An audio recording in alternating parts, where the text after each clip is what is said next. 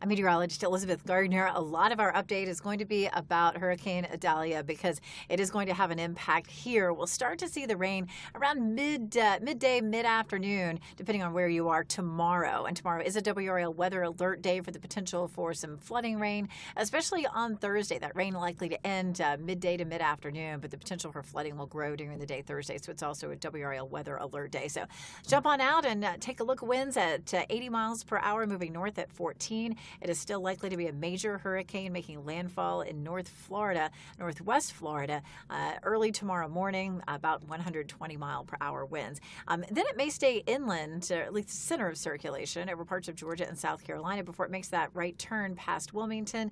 The center could be onshore at that point. The closer inland that center is, the more rain we'll likely see around here. It moves on out into the Atlantic and stalls, most likely. It's going to lose its steering currents. Nothing to steer it, nothing to push it. So it will sit there, and that will continue to bring some erosion and some rip current danger to our coast. We take a look at Futurecast and kind of walk through that, and you can see landfall potentially around 10, 11 o'clock. It could be a few hours earlier or later than that. That's a rough guess.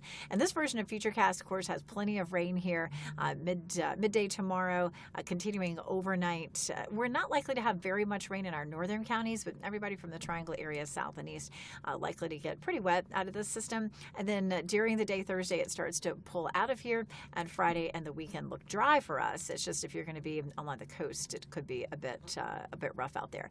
We have a small chance for thunderstorms this afternoon. Our cold front that'll be swinging into the viewing area will interact with some of the rainfall as we start to see that pushing in tomorrow afternoon, creating some additionally heavy rain. We'll see rain bands moving through overnight, and then gradually the storm pulls away from us as we get into the afternoon on Thursday. We do, of course, have the potential for some flooding. That's going to be our biggest threat out of this system. On Thursday, it's a medium risk from the Triangle area eastward, and it's a low to medium risk on Wednesday as well.